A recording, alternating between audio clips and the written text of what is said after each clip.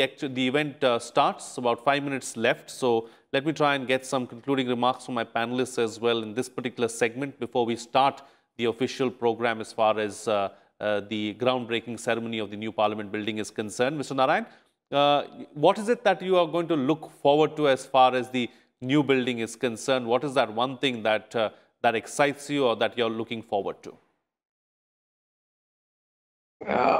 What excites me is that for the first time, the parliamentarians will be able to meet their constituents or from their constituency in the Parliament building, be aware of their problems and highlight them through the question hour and through the special mentions and call attention motions, because so far it was, when Parliament is in session, very few members of the constituency can come to members of Parliament inside Parliament. There's a lot of security arrangements. And what excites me also is the modernization, because I do not know the exact plans of the CPWD, but I assume that the most modern updated technology, both in terms of lighting, in terms of electronic devices, in terms of counting of votes, etc., will be installed. Air conditioning also has to be updated. And what excites me is that it's being made by Indian architects through Indian engineers, going to represent the wide array of culture and through its paintings and murals.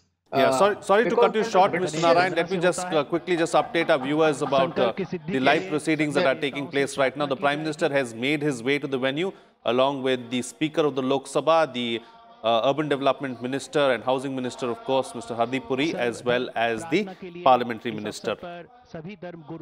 Now, live proceedings. शांति शांति हस्तौ प्रक्षाल्य रक्षा रक्षा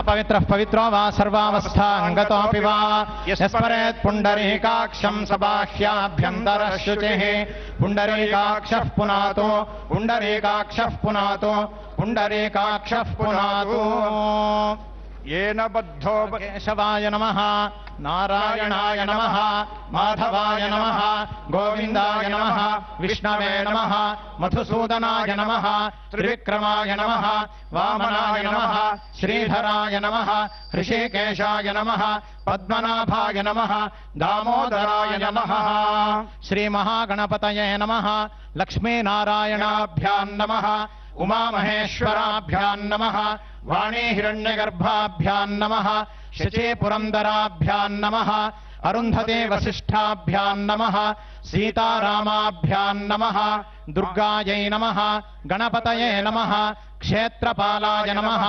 वास्तुपुरुषाय नमः मातृभ्यो नमः पितृभ्यो नमः गुरुभ्यो नमः आचार्येभ्यो नमः इष्टदेवताभ्यो नमः कुलदेवताभ्यो नमः ग्रामदेवताभ्यो नमः स्थानदेवताभ्यो नमः वास्तुदेवताभ्यो नमः सर्वेभ्यो देवेभ्यो नमः सर्वेभ्यो महाजनेभ्यो नमः करिष्यमाणस्य कर्मणः आरम्भमुहूर्तः सुमुहूर्तोऽस्त्वित्यनुगृह्णन्तु सुमुहूर्तोऽस्तु तदेव लग्नं सुदिनं तदेव ताराबलं चन्द्रबलं तदेव विद्याबलं दैवबलं तदेव लक्ष्मीपते ते ह्रियुगं स्मरामि ध्रुवं ते राजा वरुणो ध्रुवं देवो बृहस्पतिः ध्रुवं त इन्द्रश्चाग्निश्च राष्ट्रं धारयतां ध्रुवम् तीक्ष्णदंष्ट्रमहाकाय कल्पान्तदहनोपमा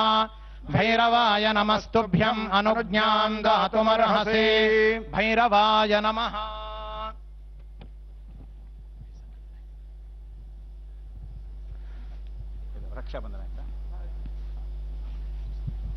अभी इदानीं संकल्पः पुष्पाक्षतान् गृहीत्वा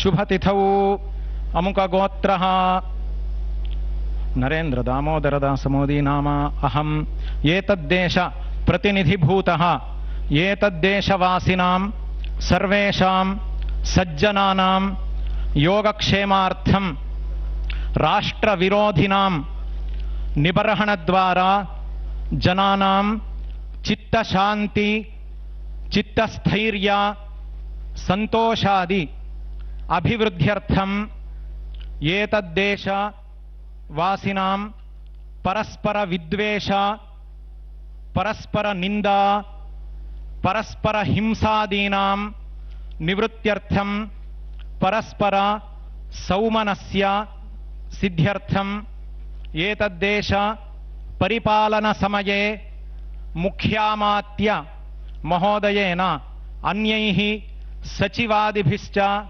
योग्य निर्णय स्वीकरणादिद्वारा एतद्देश अभिवृद्ध्यर्थं एतद्राष्ट्र परिपालनांगभूत कार्यालय भवन निर्माण कार्यस्य निर्विघ्नेन परिसमाप्त्यर्थं आदित्यादीनां नवानां ग्रहाणां अनुकूलता सिद्ध्यर्थं नवग्रह प्रार्थनं भूदेवता प्रार्थनम् अनंत कूर्म वराह देवता प्रार्थनम् इंद्रादि दिक्पालक देवता प्रार्थनं संकल्पित सकल कार्यस्य निर्विघ्नता सिद्ध्यर्थं महागणपति प्रार्थना पुरस्सरं संसद्भवन निर्माणांगत्वेन आधारशिला स्थापन पूजनाख्यं कर्म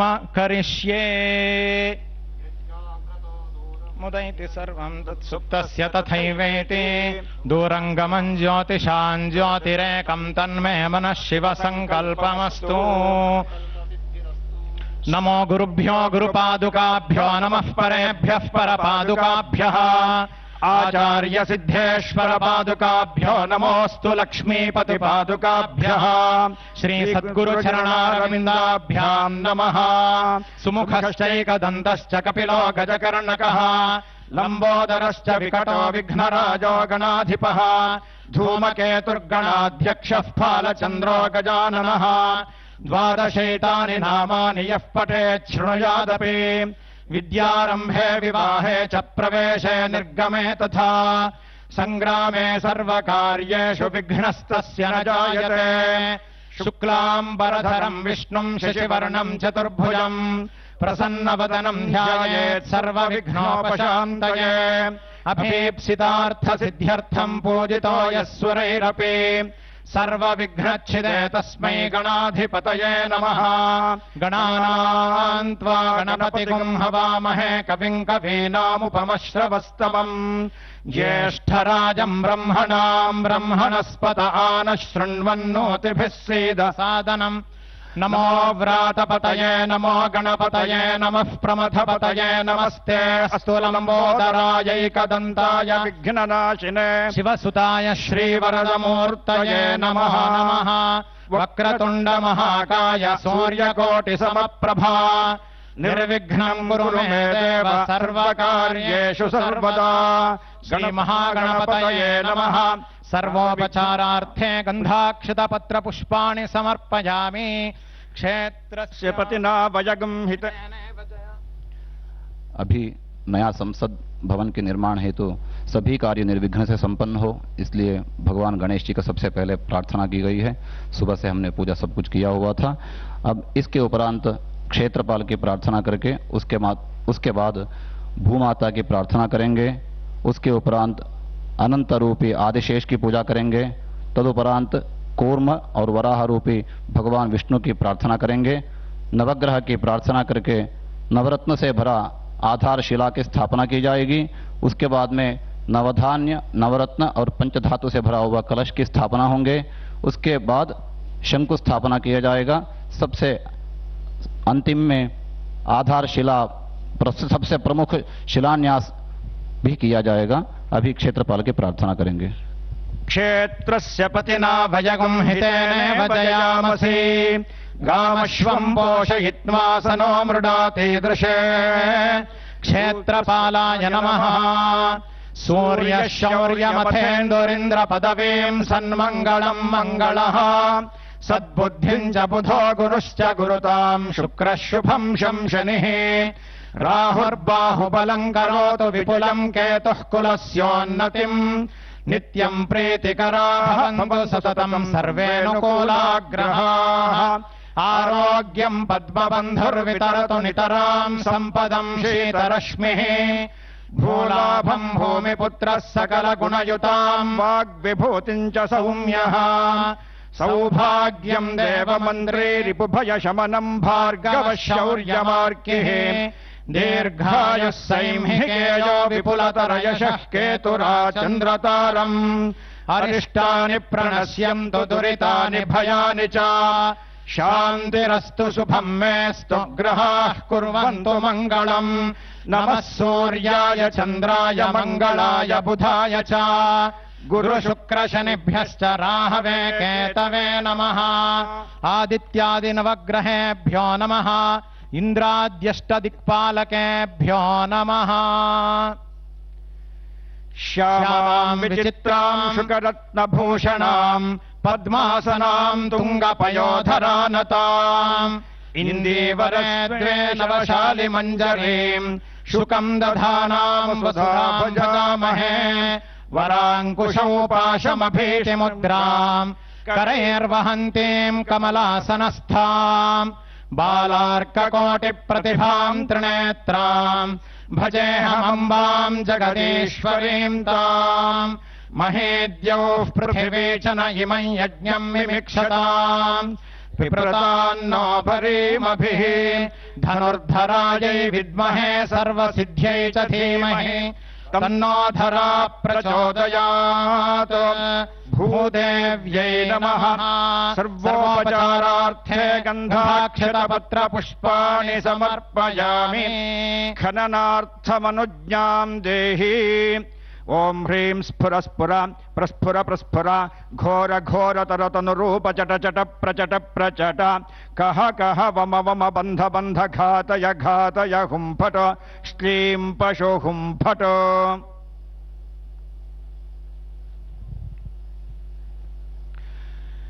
पुष्पाक्षतान् गृहीत्वा अनन्तः सर्वनागानामधिपो विश्वपालनः सहस्रफणसंयुक्तः करोतु मम मङ्गलम् नमो अस्तु सर्पेभ्यो ये के च पृथिवीमनो ये अन्तरिक्षे ये दिवि तेभ्यः सर्पेभ्यो नमः अनन्ताय नमः निजपृष्ठपरिश्रान्तमन्तरग्रावकोटिभिः कण्डोतिसुखसुप्ताय नमः कूर्माय विष्णवे इदम् विष्णुर्विचक्रमे त्रेधा निदधे पदम् समूढमस्य पागुम् सुरे कूर्मरूपिणे विष्णवे नमः आस्ते मुक्ता सकलवत्सलापि वसुन्धरा यस्य दंष्ट्रान्तरे तस्मै नमः क्रोडाय विष्णवे त्रीणि पदा विचक्रमे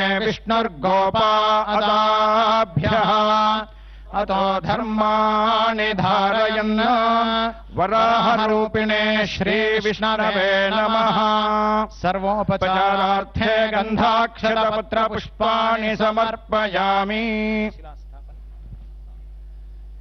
आदित्यादिनवग्रहाः शुभकरा मेषादयो राशयः नक्षत्राणि सयोगकाश्च तिथयस्तद्देवतास्तद्गणाः मासाब्धारुसवस्तथैव दिवसा सन्ध्यास्तथा रात्रयः सर्वे स्थावरजङ्गमाः प्रतिदिनम् कुर्यात् सदा मङ्गलम्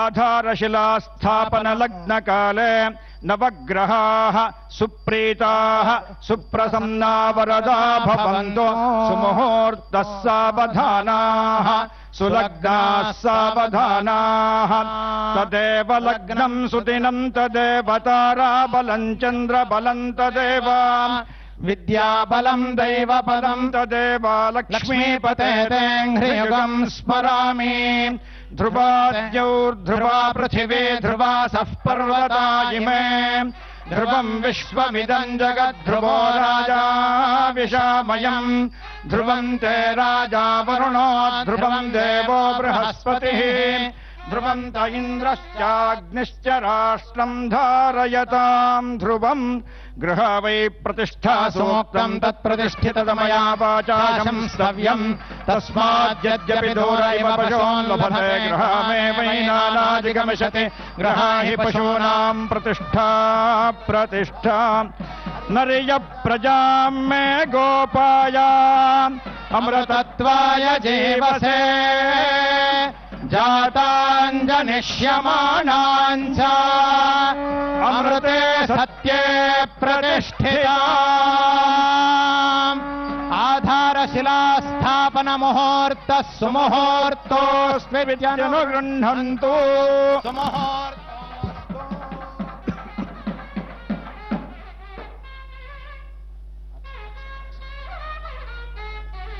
ओषधयः संवदन्ते सोमेन सह राज्ञा यस्मै करोति ब्राह्मणस्तगुं राजन् पारयामसि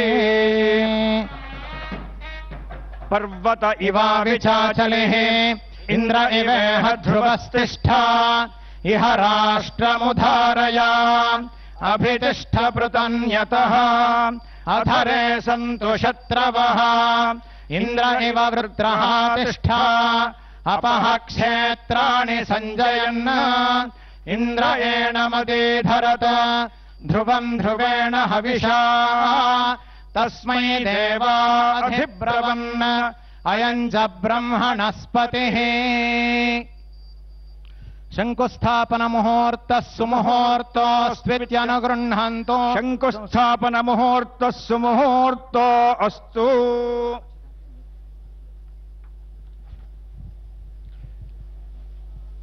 प्रार्थना त्वमेव परमाशक्तिस्त्वमेव वासनधारिका देवाज्ञया त्वया देवि स्थातव्यमिह सर्वदा स्थितम् चराचरम् यस्याम् रत्नानाम् निधिरव्ययः सा त्वम् ब्रह्मशिलारूपाम् तिष्ठात्र धरणी स्थिरा यावच्चन्द्रश्च सूर्यश्च यावत्तिष्ठति मेदिनी तावत्त्वयात्र देवेशि स्थातव्यम् हितकाम्यया आधारशिलायै नमः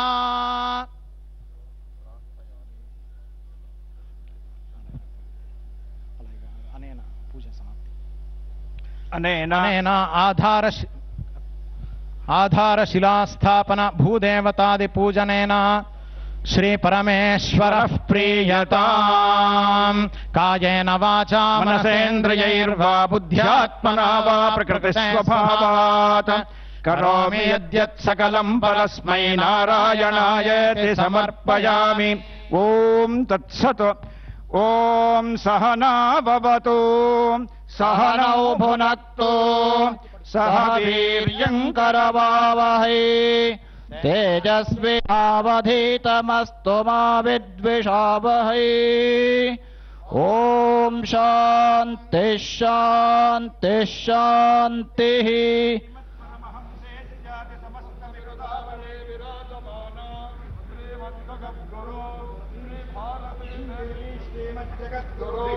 अनुगृहीतेन प्रसादेन सर्वाभीष्टसिद्धिरस्तु।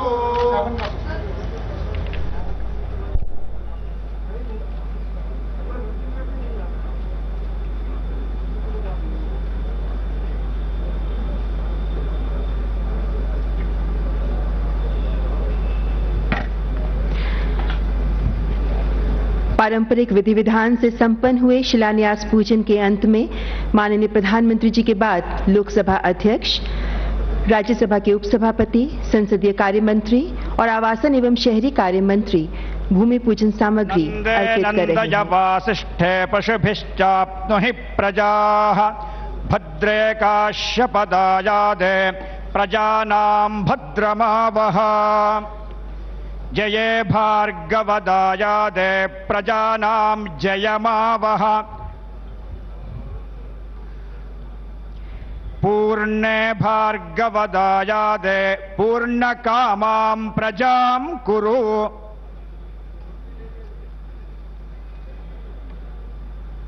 मान्यवर, हमारे देश की लोकतंत्र की परंपराएं त्वमेव परमा शक्तिस्त्वमेव सनधारिका देवाज्ञया त्वया देवी स्थातव्यमिह सर्वदा।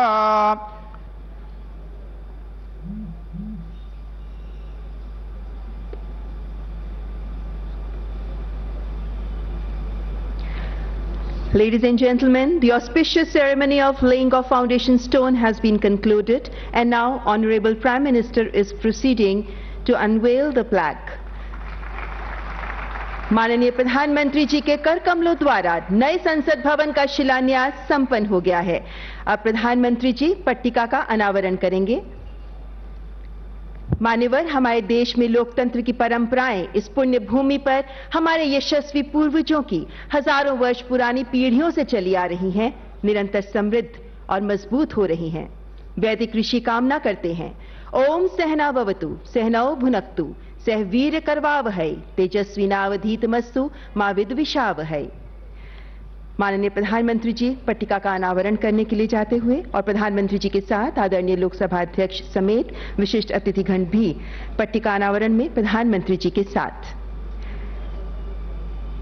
माननीय प्रधानमंत्री जी द्वारा नए संसद भवन की स्मृति पट्टिका का अनावरण, जिस पर अंकित है 10 दिसंबर 2020 की वो तारीख जब कोरोना काल में पूरा विश्व आशंकित है, भारत बढ़ चला है नए संकल्पों की ओर।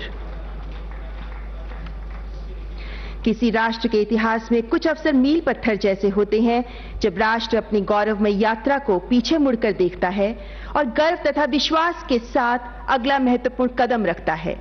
आज संसद के नए भवन की इमारत का शिलान्यास भी ऐसा ही एक कदम है और आज का भारत तो युवा ऊर्जा से उज्ज्वलित अपने सपनों को पूरा करने की स्वच्छंद आकांक्षाओं के आसमान में परवाज को अधीर है। आज भारत वैश्विक पटल पर अपनी छाप अंकित कर रहा है। नई इमारत विश्व के सबसे बड़े लोकतंत्र के गौरव के अनुरूप ही होगी। सजातो येन जातेन याति वंशः समुन्नितम, यानी कुछ नया होने से स्थान या स्वरूप के परिवर्तित होने से भी परंपराओं की ही श्रीवृद्धि होती है। इन मायनों में बहुत पावन है आज का ये अवसर। Ladies and gentlemen, on this historic occasion, we extend gracious welcome to eminent guests on the dais. We welcome Honorable Prime Minister, Speaker Lok Sabha, Shri Om Birla, Cabinet Minister for Parliamentary Affairs, Shri Prahlad Venkatesh Joshi, Leader of Opposition, Rajya Sabha, Shri Ghulam Nabi Azad, Deputy Chairman, Rajya Sabha, Shri Harivansh Narayan Singh, Minister of State for Housing and Urban Affairs, Independent Charge, Shri Hardeep Singh Puri, and we warmly welcome Council of Ministers of Union Government, Governors, Lieutenant Governors, Chief Ministers and Administrators of States and Union Territories, Speakers and Deputy Speakers of State Assemblies, Chairpersons and Deputy Chairpersons of State Councils, Members and ex-members of Parliament, MLAs of State Assemblies, Speakers of the Parliaments of all the countries of the world, Heads of Foreign Missions, Heads of Indian Missions Abroad, our esteemed guests and dignitaries, leaders and representatives from all the parties and all the countrymen who are joining us either physically or via virtual mode and witnessing this glorious occasion. माननीय, अनेकता में एकता भारत की ताकत है। विश्व में ऐसा कोई देश नहीं है जहां इतने धर्मों के लोग एक साथ सौहार्द से रहते हों। आज के इस पावन अवसर पर बौद्ध, जैन, सिख, बहाई, इस्लाम, यहूदी, पारसी और हिंदू धर्मों के धर्मगुरु अपना आशीर्वाद देने के लिए यहां उपस्थित हैं। सर्वधर्म प्रार्थना के माध्यम से आइए लेते हैं इन धर्म गुरुओं का आशीर्वाद।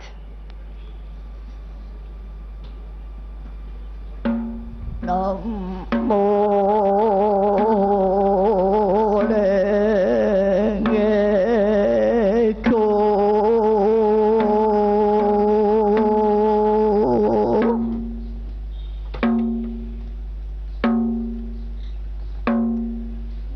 Namo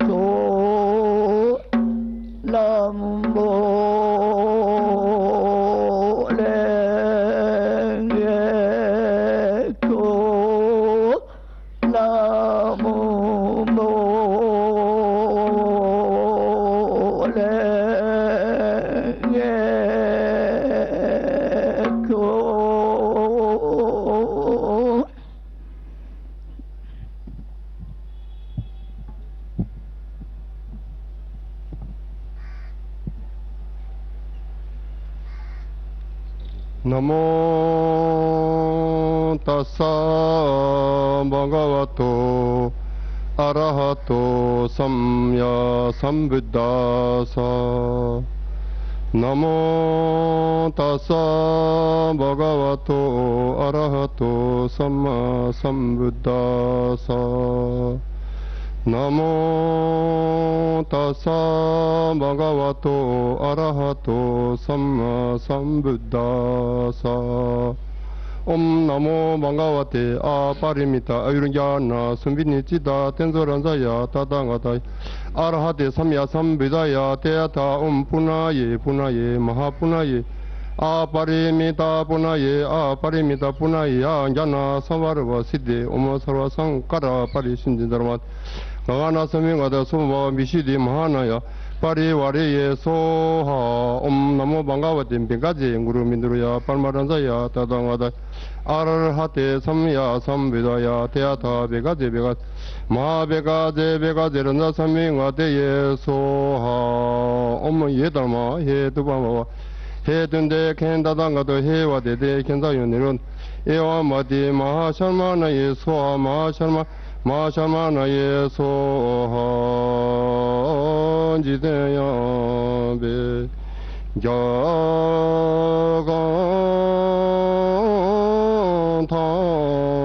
야간탄제도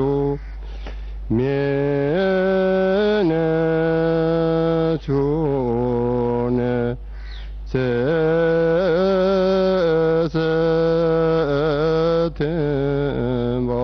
세세테마소 마투무게 그바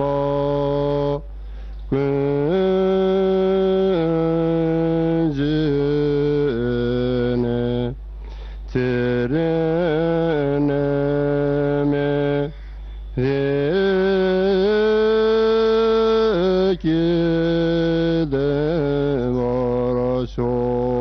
레기데마라쇼넨데니모 딜베텐데레니메 고양데레 닌젠다도데레 베군초섬게 राशेशो। प्रभु यीशु ने कहा, तुम में से कौन है जो घर बनाना चाहता हो और पहले बैठकर खर्च ना जोड़े कि पूरा करने की समर्थ मेरे पास है कि नहीं।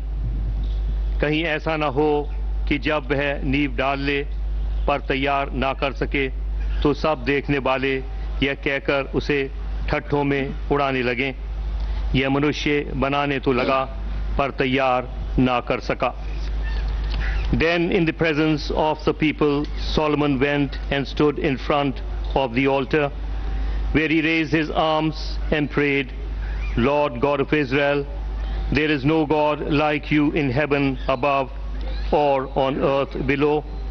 You keep your covenant with your people and show them your love when they live in wholehearted obedience to you. you have kept the promise you made to my father David. Today, every word has been fulfilled. And now, Lord God of Israel, I pray that you will also keep the other promises you made to my father when you told him that there would always be one of his descendants ruling as king of Israel, provided they obeyed you as carefully as he did. So now, O God of Israel, let everything come true that you promised my father David, your servant. प्रभु यीशु ने कहा, इसलिए जो कोई मेरी ये बातें सुनकर उन्हें मानता है वह उस बुद्धिमान मनुष्य के समान ठहरेगा जिसने अपना घर चट्टान पर बनाया और मेघ बरसा और बाढ़ आई और आंधियां चलीं और उस घर से टकराईं, फिर भी वह नहीं गिरा क्योंकि उसकी नींव चट्टान पर डाली गई थी। परमेश्वर अपने वचन के पढ़े सुने जाने पर आशीष दे। आमीन।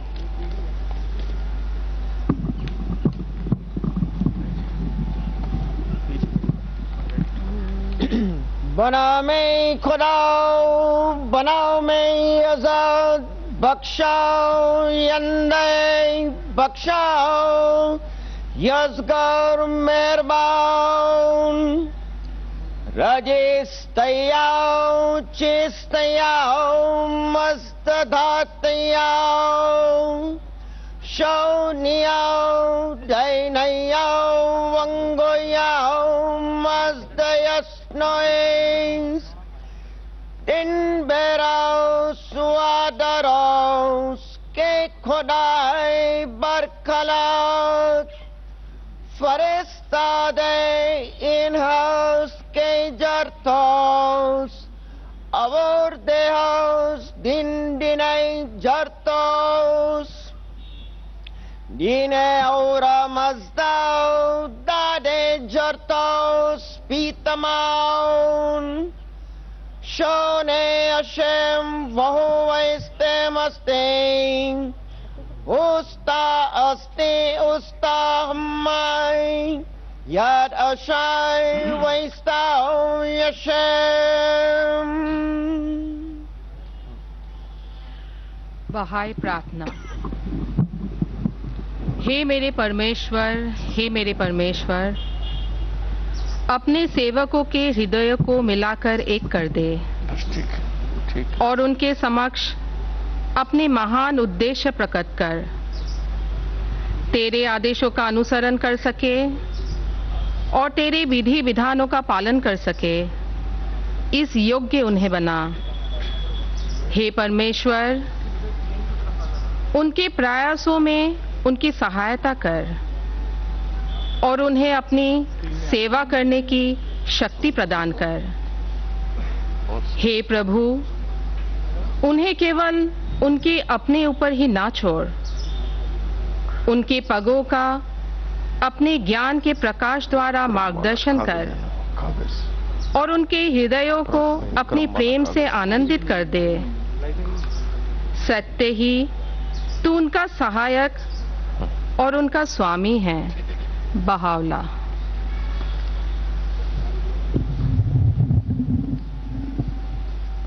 Prayer from Judaism.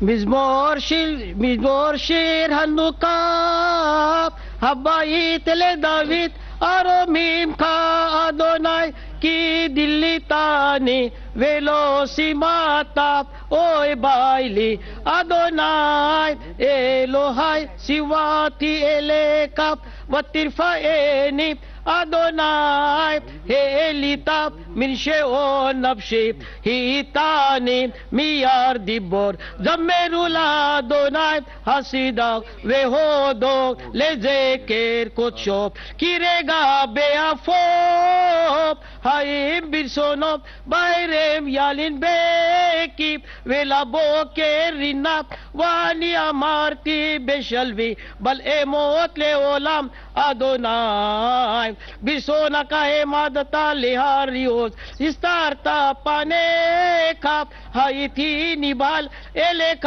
אדוני אקרא ואת אדוני אתחנן מבסה בדמי בריתי את שהד היודך עפר היגיד עמיתך שמע אדוני והונני אדוני היה עוזר לי הפכת מספדי למהול לי פיתת שקי ותעזרני שמחה למען אזמר כבוד ולא ידום אדוני אלוהי לעולם אודך.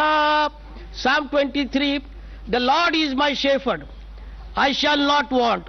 He makes me to lie down in green pastures.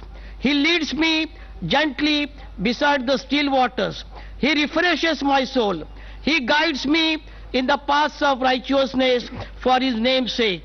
Yea, though I walk through the valley of the shadow of death, I will fear no evil, because God is with me. Thy rod, thy staff, they comfort me. Thou preparest a table for me in the presence of mine adversaries. Thou hast anointed my head with oil. My cup overflows. Surely goodness and mercy shall follow me all the days of my life, and I shall dwell in the house of the Lord for length of days. Amen. أعوذ بالله من الشيطان الرجيم. بسم الله الرحمن الرحيم. الحمد لله رب العالمين الرحمن الرحيم مالك يوم الدين إياك نعبد وإياك نستعين اهدنا الصراط المستقيم صراط الذين أنعمت عليهم غير المغضوب عليهم ولا الضالين.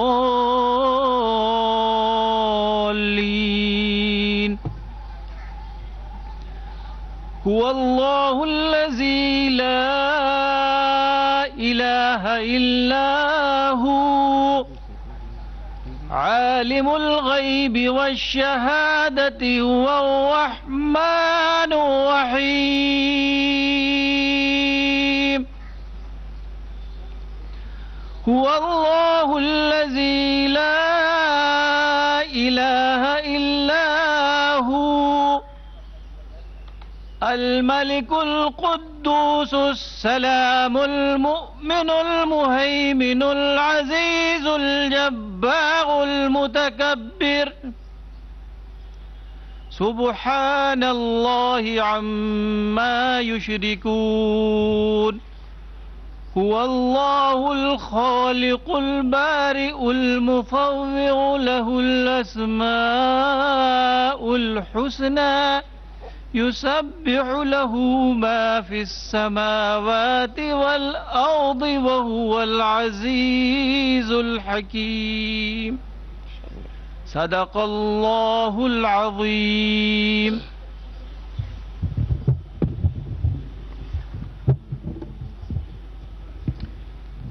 शब्द from Guru Granth Sahib जी। सूही महला पंजवा। सुख महल जाके ऊंच दुआरे ता महवा से भगत प्यारे। सुख महल जाके ऊंच द्वारे ता महवा से भगत प्यारे। सहज कथा प्रभ की अत मीठी विरले काहू नेत्रों डिठी रहाओ। तह गीत नाद अखारे संगा उहा संत करे हर रंगा। तह मरण न जीवन सोग न हर खा साच नाम की अमृत वर्खा। तह मरण न जीवन सोग न हर खा साच नाम की अमृत बरखा गोहज कथा ए गुर ते जानी नानक बोले हर हर बाणी गोहज कथा ए गुर ते जानी नानक बोले हर हर बाणी। वाहिगुरु जी का खालसा वाहिगुरु जी की फतेह। नए संसद भवन के शिलान्यास समारोह के शुभारंभ पर भगवान महावीर की वाणी में जैन प्रार्थना। नमो अरहंताणम नमो सिद्धाणम नमो आयर्याणम नमो वज्जायाणम नमो लोये सब्ब साहुणम ऐसो पंच नमोक्कारो सब्ब पावपणासनो मंगलानम च सब्बे सिंह पद्मम हवई मंगलम चत्तारि मंगलम अरहंता मंगलम सिद्धा मंगलम साहु मंगलम केवली पन्नतो धम्मो मंगलम चत्तारि लोकोत्तमा अरहंता लोकोत्तमा सिद्धा लोकोत्तमा साहु लोकोत्तमा केवली पन्नतो धम्मो लोकोत्तमो धम्मो मंगल मुक्तिठम अहिंसा संयमो तवो देवावितम नमन संति जस धम्मे सयामणो चत्तारि परम मंगाणी दुल्हानी अजंतुणो मानुसत्तम सुई श्रद्धा संजमम्मी अवीरियम कम्मुणो बम्मुणो होई कम्मुना होई खत्तियो वैसो कम्मुना होई शुद्धो हवई कम्मुना। भगवान महावीर कहते हैं धर्म ही उत्कृष्ट मंगल है, अहिंसा संयम और तप उसके लक्षण है। जो इस धर्म में रत रहता है देवता भी उसे नमन करते हैं। मनुष्य जीवन दुर्लभ है और धर्म का श्रवण उस पर श्रद्धा और संयम में पराक्रम ये उससे भी दुर्लभ है। मनुष्य जन्म से नहीं कर्म से महान होता है। कर्म से ही ब्राह्मण, कर्म से ही क्षत्रिय, कर्म से ही वैश्य और कर्म से ही शूद्र होता है। हे मानव तू श्रेष्ठ कर्म कर। ओम शांति शांति शांति। नमो जिडाणम। नए संसद भवन के भूमि पूजन के शुभ अवसर पर प्राकृत भाषा में गाथा के साथ ही जैन प्रार्थना, संस्कृत भाषा मंगलाष्टक एवं महावीराष्टक स्तोत्र। हे सुरासुर मणुसिंद वंदेदम धोधिघाई कम्मलम पड़मामि वड्ढमाणम तीर्थम धम्मस्य कतारम अरिहन्तो भगवन्त इन्द्रमहिताः सिद्धाश्च सिद्धीश्वराः आचार्या शासनोन्नतिकराः पूज्या उपाध्यायका श्री सिद्धांत सुपाठका मुनिवराः रत्नत्रयाराधका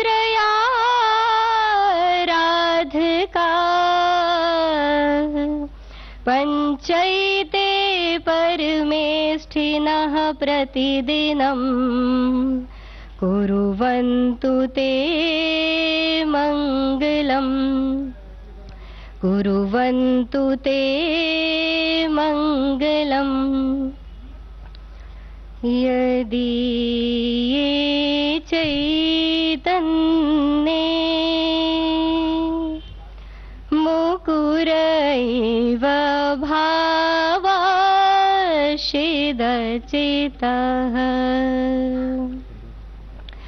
समं भान्ति ध्रुव्य व्ययजने लसन्तो करता जगत साक्षी मार्गा प्रकटन परो भानो रे भयो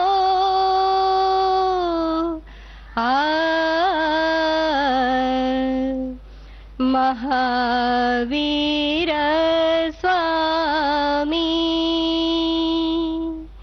नयन पथगामी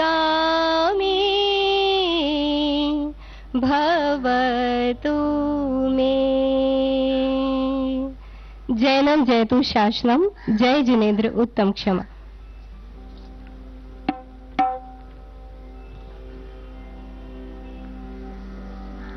सतनाम श्री वाहे गुरु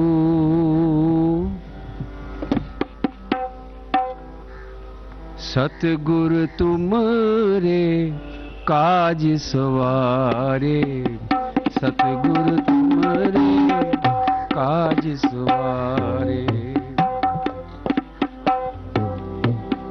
थिर कर बैसो हर जन प्यारे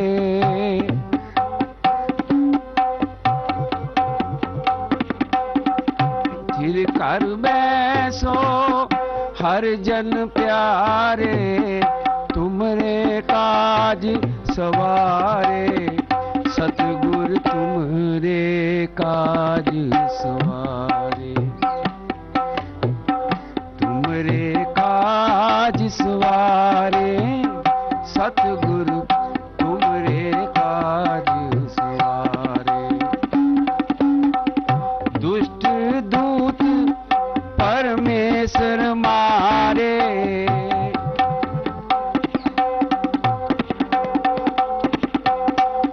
जन की पैज रखी कर तारे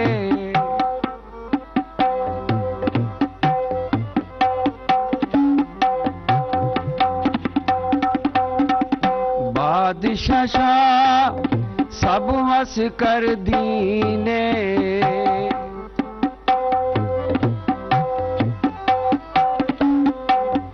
बादशाह सब वस कर दीने अमृत नाम महारस पीने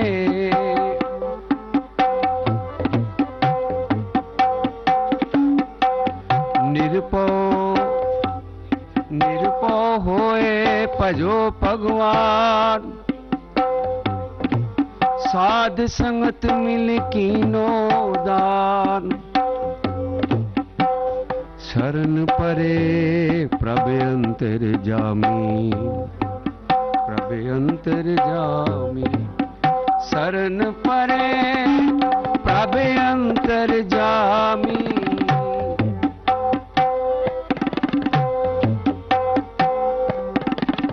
शरण परे प्रभ अंतर जामी नानक ओट पकड़ी प्रभ स्वामी तुमरे काज सवारे सतगुरु तुमरे काज सवारे तुमरे काज सवारे सतगुरु तुमरे काज सवारे सतनाम वाहेगुरु सतनाम वाहेगुरु सतनाम वाहेगुरु सतनाम वाहेगुरु तुमरे काज सवारे सतगुरु तुमरे काज सवारे तुमरे काज सवारे सतगुरु तुमरे काज सवारे फिर कर बैसो हर जन प्यारे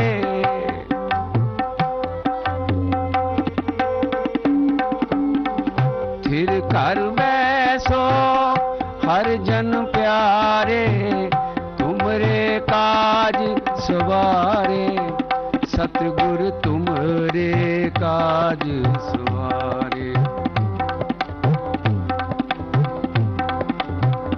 सतगुरु तुमरे काज सवारे। थिर कर बैसो हर जन प्यारे, तुमरे काज सवारे। सतगुरु तुमरे काज सवारे। सतगुरु तुमरे काज सवारे। सतगुरु तुमरे काज सवारे।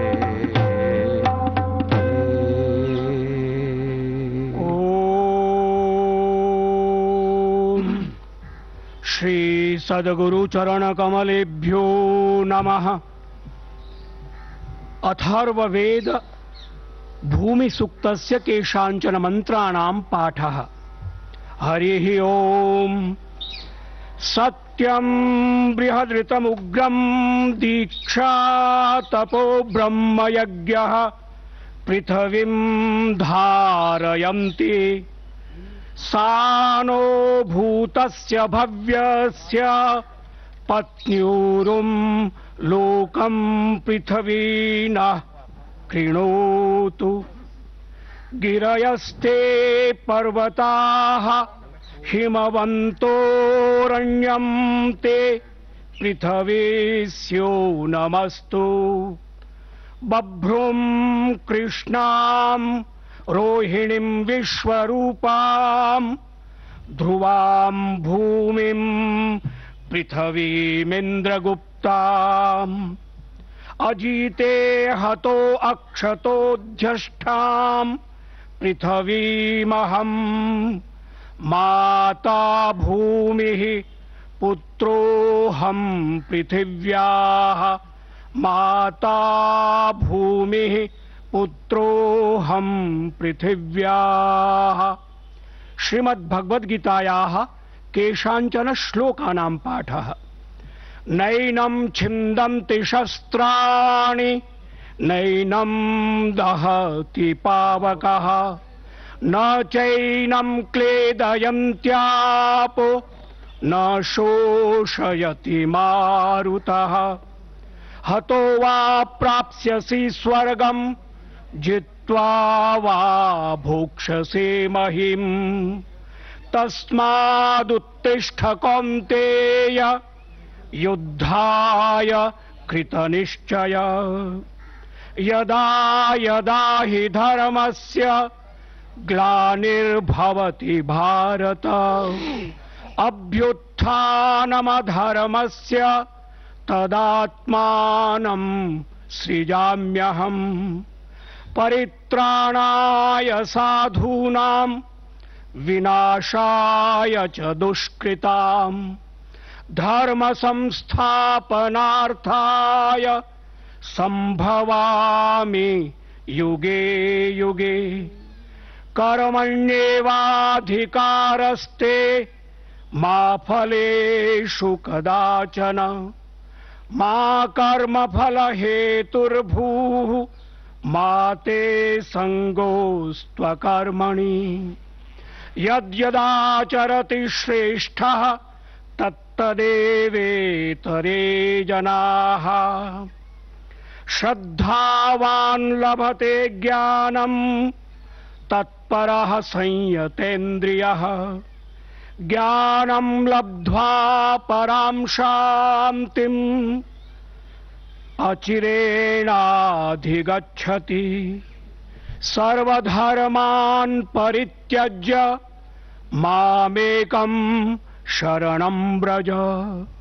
अहं त्वा सर्वपापेभ्यो मोक्षयिष्यामि मा शुच। ॐ पूर्णमदः पूर्णमिदं पूर्णात् पूर्णमुदच्यते। पूर्णस्य पूर्णमादाय पूर्णमेवावशिष्यते। ॐ शान्तिः शान्तिः शांति।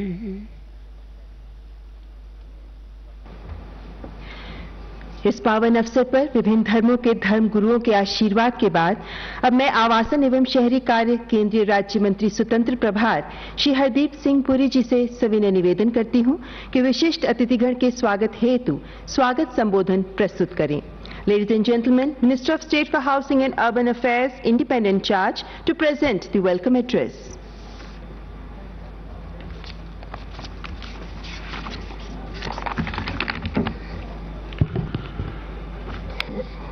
आदरणीय प्रधानमंत्री जी, माननीय सभापति महोदय, केंद्रीय मंत्रिमंडल में मेरे वरिष्ठ साथी श्री प्रहलाद जोशी जी, माननीय उपाध्यक्ष राज्यसभा श्री हरिवंश जी एवं उपस्थित सभी महानुभावों का मैं आज के कार्यक्रम में स्वागत करना चाहूंगा। आदरणीय प्रधानमंत्री जी, आपके करकमलों द्वारा जो आज हमारी पार्लियामेंट बिल्डिंग का शिलान्यास हो रहा है, ये सिर्फ भारत के लोकतंत्र के लिए नहीं, विश्व में लोकतंत्र की परंपरा के लिए भी एक महत्वपूर्ण दिवस माना जाएगा। जब भी डेमोक्रेसी की चर्चा होती है और जो डेमोक्रेसी का नैरेटिव है, उसमें इस बात की जानकारी शायद कम है कि गणतंत्र और लोकतंत्र भारत में बहुत पूर्व से विद्यमान रहे हैं। जब यूनानी यात्री मेगास्थनीज भारत में 302 वर्ष पूर्व ईसा पूर्व में आए थे, तो उन्होंने भारत में गणतंत्र को देखा था और अपनी पुस्तिका इंडिका में इसकी चर्चा भी की थी। इसी तरह गौतम बुद्ध जी के काल में भी वैशाली में गणराज्य का स्वरूप मौजूद था। आदरणीय प्रधानमंत्री जी, पिछले 6 वर्ष के कार्यकाल में आपने हमारे देश के गौरवशाली इतिहास का समावेश करते हुए एक आधुनिक, मजबूत, संपन्न और आत्मनिर्भर भारत की आधारशिला रखी है। इस क्रम में आज एक बहुत महत्वपूर्ण दिन है। जो हमारे मौजूदा संसद भवन है, वह 93 वर्ष पूर्व एक इंपीरियल लेजिस्लेटिव काउंसिल के रूप में बनाया गया था। जब इसकी कल्पना की गई और जब इसका निर्माण हुआ, तब कभी भी इससे स्वतंत्र भारत के बाइकैमरल लेजिस्लेचर के अनुसार नहीं सोचा गया था। हमारे वर्तमान संसद भवन में विधायिका के संचालन में हमेशा से बड़ी परेशानियां आती रही हैं, जिन्हें पूर्व के सभापतियों द्वारा रेखांकित भी किया गया था। वर्तमान संसद भवन को संशोधित कर इन कमियों को दूर करने का पर भी विचार किया गया, लेकिन हमने ये पाया कि जब देश में सांसदों की संख्या 2026 के बाद बढ़ने की भी संभावना है, तो वर्तमान संसद एक नए भारत की जरूरतों को कभी परिपूर्ण नहीं कर पाएगा। मैं माननीय सभापति महोदय श्री ओम बिरला जी का बहुत आभारी हूं कि इन्होंने 2019 में नए संसद भवन को लेकर एक संसदीय संकल्प भी पारित कराया, जिसका आज परिप्रेक्ष्य में बहुत महत्व है। ये हमारे देश का परम सौभाग्य है कि हमें ऐसे अग्रसोची प्रधानमंत्री मिले, जिन्होंने देश की वर्तमान और भविष्य की जरूरत को पहचाना और नए भारत के लिए एक नवीन, अनूठे और प्रभावी संसद की परिकल्पना की। ये भवन एक आत्मनिर्भर भारत के आपके संकल्प का भी एक वास्तविक रूप होगा। मैं माननीय प्रधानमंत्री जी को धन्यवाद देना चाहूंगा कि उनके निर्णायक नेतृत्व में इस महत्वपूर्ण राष्ट्रीय परियोजना का शुभ आरंभ किया जा रहा है। ये मेरे स्वयं के लिए एक बहुत हर्ष और संतोष का विषय है कि मुझे इस गौरवशाली राष्ट्रीय परियोजना में एक छोटा सा हिस्सा लेने का मौका मिल रहा है। मैं अपने मंत्रालय की ओर से सभी को आश्वस्त करना चाहूंगा कि हम इस परियोजना को पूरी निष्ठा और समर्पण के साथ पूरा करेंगे। नए संसद भवन का निर्माण वर्ष 2022 तक पूरा करेंगे, जिससे कि वर्ष 2022 के संसद की शीतकालीन सत्र नए भवन में ही हो। वर्ष 2022 का विशेष महत्व है क्योंकि इस वर्ष हमारे देश की स्वतंत्रता की 75वीं वर्षगांठ होगी।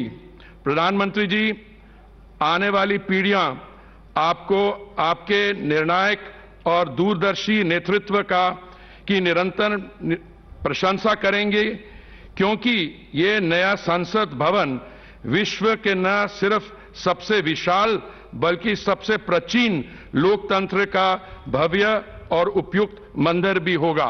This will be the temple of democracy of not only the world's largest but also the world's oldest democracy. बहुत बहुत धन्यवाद। धन्यवाद माननीय मंत्री जी। Ladies and gentlemen, on this historic occasion, Honorable President Shri Ramnath Kovind and Honorable Vice President of India Shri M. Venkaiah Naidu have sent their blessings. I call upon Deputy Chairman Rajya Sabha Shri Harivansh Narayan Singh to kindly read their messages.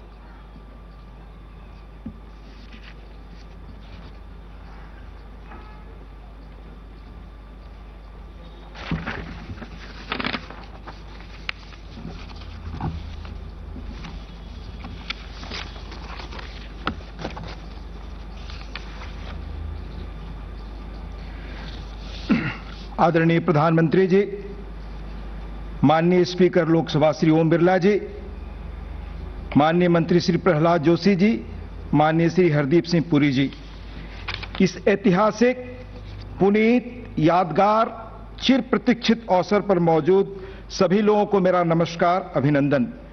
उपराष्ट्रपति जी, माननीय chairman Rajya Sabha का संदेश पत्र का अंश आदरणीय प्रधानमंत्री जी के नाम। I am hopeful that your transformative vision, the Sat Sankalp, will get translated into Siddhi, and in the new parliament, the country's public representatives will find a congenial space to debate public issues in a collegial manner. We consolidate and build upon the strengths of our parliamentary system. It's my fervent hope that the new parliament will become the sacred venue for us to strengthen the India's democratic roots and propel it onto a faster, sustained, inclusive development trajectory. It should become a forum for building upon the ancient Indian traditions of debates and dialogues, arguments and agreements, analysis and synthesis, with a view to improving the quality of polity and the quality of life of every citizen in the country. महामहिम राष्ट्रपति जी का संदेश आदरणीय प्रधानमंत्री जी के नाम। It's my immense pleasure to extend hearty congratulations to you on this historic moment of laying the foundation stone for a new Parliament House. It's indeed a momentous milestone in the journey of our strong and vibrant democracy. In the process, the past will not be discarded. The heritage, if anything, will have a better chance of conservation. The new building will stand alongside the present Parliament House in harmony, joining our past with the future in seamless manner. I am glad to note that the design and interiors of the new Parliament complex have been planned to capture the richness and diversity of our regional arts, crafts, textiles, architecture and culture. Thus, it will be an expression of unity in diversity of our traditional ethos as well as values of the new India. As the new building, a new symbol of our national identity, is expected to be completed in 2022. It will be a truly monumental gesture for the nation celebrating 75 years of its independence. I compliment you for undertaking this project of such a scale and significance. My best wishes for the successful building of the new Parliament House, which will stand out as a creation of 135 crore Indians and will further cement India's place as the biggest and most inspiring democracy in the world. शिलान्यास के शुभ अवसर पर, इस यादगार अवसर पर पूर्व प्रधानमंत्री आदरणीय मनमोहन सिंह जी ने और पूर्व प्रधानमंत्री आदरणीय एच.डी. देवगौड़ा जी ने भी अपनी अपनी शुभकामनाएं भेजी हैं। साथ ही अनेक राज्यों के माननीय मुख्यमंत्रियों ने नए संसद भवन के फाउंडेशन लेइंग सेरेमनी के अवसर पर अपनी शुभकामनाएं भेजी हैं, बधाई संदेश दिया है। बहुत बहुत धन्यवाद।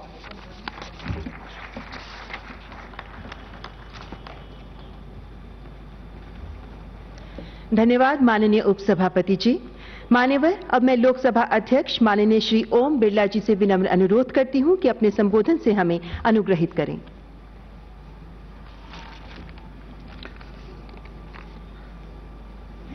माननीय प्रधानमंत्री महोदय, उपस्थित गणमान्य अतिथिगण, वर्चुअल माध्यम से देश और विश्व के सभी जुड़े मान्य अतिथिगण, देवियों और सज्जनों, आज देश के लिए गौरव का दिन है। भारत के लोकतंत्र की मजबूती के स्तंभ, संसद के नए भवन के शिलान्यास अवसर पर मैं समस्त देशवासियों का अभिनंदन करता हूं। लोकतंत्र की 70 वर्ष की यात्रा में भारत के नागरिक न्याय, स्वतंत्रता, पंथ निरपेक्षता, समता, एकता, अखंडता और बंधुत्व की भावना के प्रति संकल्पित रहे हैं। हमारे वर्तमान संसद भवन का निर्माण 1927 में केंद्रीय लेजिस्लेटिव असेंबली के रूप में हुआ है, जिसे अब 93 वर्ष हो चुके हैं। हमारी संसद लोगों के विश्वास और आकांक्षाओं की प्रतीक है। संसद भवन देश की आजादी, संविधान की रचना और अनेक ऐतिहासिक कानूनों के निर्माण की भी साक्षी रही है। लोकतंत्र के बढ़ते स्वरूप ने संसद और सांसदों का उत्तरदायित्व को बढ़ाया है। भविष्य में हमारे संवैधानिक दायित्वों को पूरा करने के लिए ये भवन में विस्तार की संभावना नहीं है। ऐसे में एक नए संसद भवन की आवश्यकता है। संसद के दोनों सदनों के माननीय सदस्यों की ये इच्छा थी कि विश्व के सबसे बड़े कार्यशील एवं जीवंत लोकतंत्र के लिए नए संसद भवन का निर्माण हो, जो भारतीय संस्कृति की विविधता को समेटते हुए भविष्य की आवश्यकताओं को पूरा कर सके। पिछले साल 5 अगस्त को संसद के दोनों सदनों ने माननीय प्रधानमंत्री जी से संसद के नए भवन के निर्माण के लिए आग्रह किया था। हमारा देश लोकतंत्र के लिए परिपक्व हो चुका है। हम आजादी के 75 वर्ष पूर्ण करने जा रहे हैं। विकास के नए आयाम भी हमने तय किए हैं। देश की जनता का सपना है कि उन्हें संसद का एक नया आधुनिक भवन मिले। माननीय सांसदों एवं सदन की भावनाओं को देखते हुए माननीय प्रधानमंत्री जी ने संसद भवन के निर्माण की स्वीकृति दी और आज वह शुभ दिन आया है जब उनके कर कमलों द्वारा नए संसद भवन का भूमि पूजन और शिलान्यास हो रहा है। माननीय प्रधानमंत्री जी ने संसद के दोनों सदनों की भावनाओं का सम्मान किया, इसके लिए मैं उनका आभार प्रकट करता हूं। मुझे विश्वास है कि हम जल्द ही आधुनिक तकनीकी युक्त, सुरक्षित, पर्यावरण अनुकूल नए संसद भवन का निर्माण कार्य पूर्ण करने में सफल होंगे, जहां जनप्रतिनिधि जनता की आशाओं, अपेक्षाओं और उम्मीदों को कुशलता और दक्षता के साथ पूरा कर पाएंगे। भारत विश्व का सबसे बड़ा लोकतंत्र है। हमारे संवैधानिक मूल्यों और लोकतांत्रिक प्रक्रियाएं विश्व के लिए आदर्श है, जिसे देखने और समझने के लिए दुनिया भर के लोग आते हैं। संसद का नया भवन देश के सभी प्रांतों की उत्कृष्ट कला, संस्कृति और विविधताओं से परिपूर्ण होगा और सभी देशवासियों की प्रेरणा का केंद्र भी होगा। इस अवसर पर मैं माननीय राष्ट्रपति जी का, माननीय उपराष्ट्रपति जी का धन्यवाद देता हूं, जिनके आशीर्वचन तथा प्रेरणादायी संदेश हमेशा हमारा मार्गदर्शन करते रहेंगे। मैं माननीय प्रधानमंत्री जी का पुनः आभार व्यक्त करता हूं, जिन्होंने आज नए आत्मनिर्भर और समृद्ध भारत की संसद के नए भवन की नींव रखी है। मेरी कामना है ये भवन पूरे विश्व को अनादिकाल तक संवैधानिक और लोकतांत्रिक मूल्यों का आदर्श संदेश देता रहेगा। जय हिंद।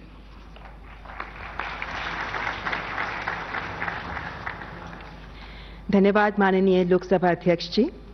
मान्यवर, भारत का लोकतंत्र और हमारी संसद समय की कसौटी पर खरे उतरे हैं, पहले से कहीं अधिक सुदृढ़ और मजबूत हुए हैं। नया संसद भवन न्यू इंडिया के आत्मनिर्भर भारत को प्रदर्शित करेगा। हमारे गौरवशाली इतिहास के साथ साथ भारत की विविधता और उद्यमिता का प्रतीक होगा। We present before you a short film on the new parliament building.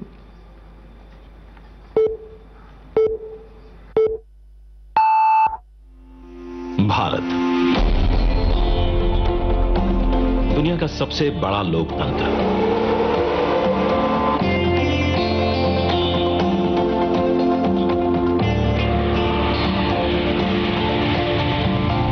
इस लोकतंत्र का मंदिर है संसद भवन, जहां होती है जन जन की आकांक्षाओं पर चर्चा और देश के भविष्य की दिशा तय। मौजूदा संसद भवन को बनाया गया था 100 साल पहले।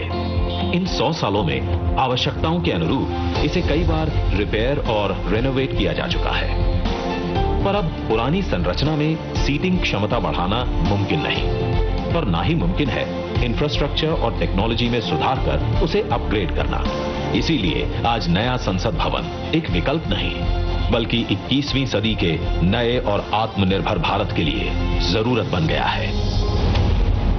एक भारत श्रेष्ठ भारत की भावना को संजोए नया संसद भवन फैला होगा 64,500 वर्ग मीटर के विशाल एरिया में, जिसका निर्माण 21 महीनों यानी कि आजादी की 75वीं सालगिरह तक संपन्न कर लिया जाएगा।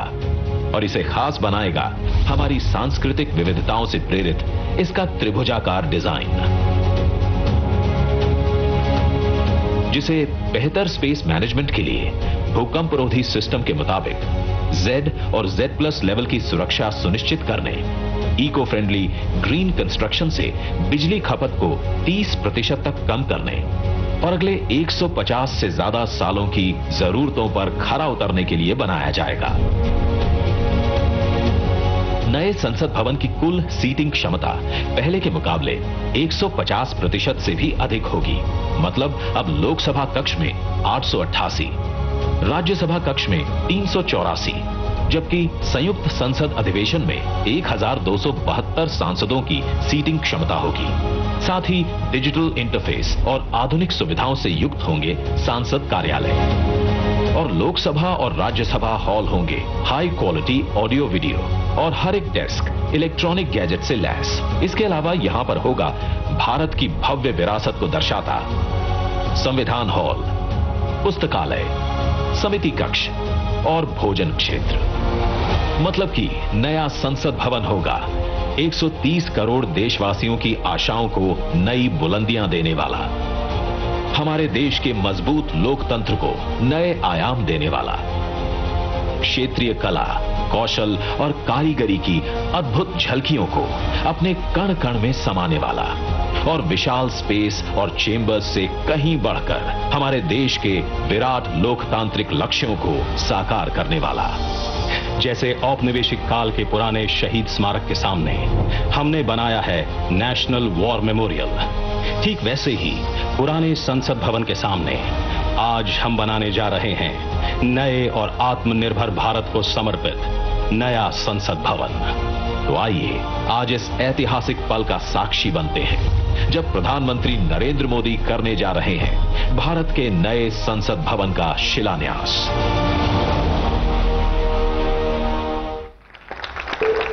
भारत की शान, वैभव और भव्यता का परिचायक होगा नया संसद भवन, जिसकी आवश्यकता तो लंबे समय से महसूस की जा रही थी, लेकिन इसे बनाने का निर्णय प्रधानमंत्री श्री नरेंद्र मोदी के दूरदर्शी, परिवर्तनकारी और निर्णायक कुशल नेतृत्व में ही संभव हो पाया।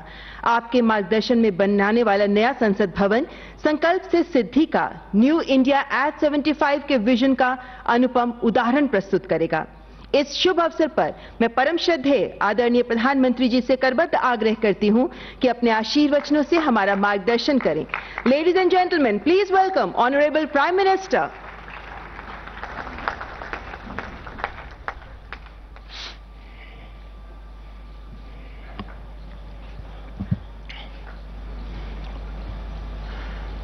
लोकसभा के अध्यक्ष श्रीमान ओम बिरला जी, राज्यसभा के उपसभापति श्रीमान हरिवंश जी,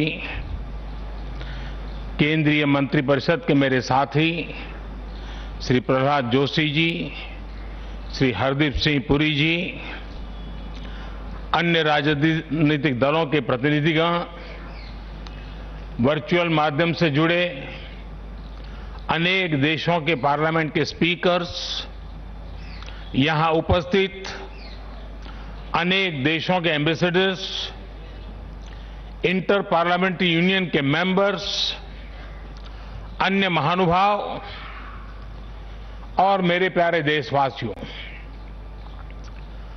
आज का दिन बहुत ही ऐतिहासिक है। आज का दिन भारत के लोकतांत्रिक इतिहास में मील के पत्थर की तरह है। भारतीयों द्वारा भारतीयता के विचार से ओतप्रोत भारत के संसद भवन के निर्माण का शुभारंभ हमारी लोकतांत्रिक परंपराओं के सबसे अहम पड़ाव में से एक है। हम भारत के लोग मिलकर अपनी संसद के इस नए भवन को बनाएंगे और साथियों, इससे सुंदर क्या होगा, इससे पवित्र क्या होगा जब भारत अपनी आजादी के 75 वर्ष का पर्व मनाए तो उस पर्व की साक्षात प्रेरणा हमारी संसद की नई इमारत बने। आज 130 करोड़ से ज्यादा भारतीयों के लिए बड़े सौभाग्य का दिन है, गर्व का दिन है जब हम इस ऐतिहासिक पल के साक्षी बन रहे हैं। साथियों, नए संसद भवन का निर्माण नूतन और पुरातन के सह अस्तित्व का उदाहरण है। ये समय और जरूरतों के अनुरूप खुद में परिवर्तन लाने का प्रयास है।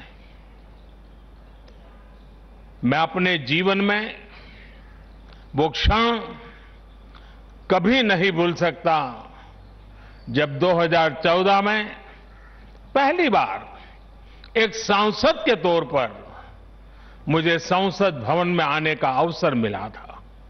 तब लोकतंत्र के इस मंदिर में कदम रखने से पहले मैंने सिर झुकाकर, माथा टेककर लोकतंत्र के इस मंदिर को नमन किया था।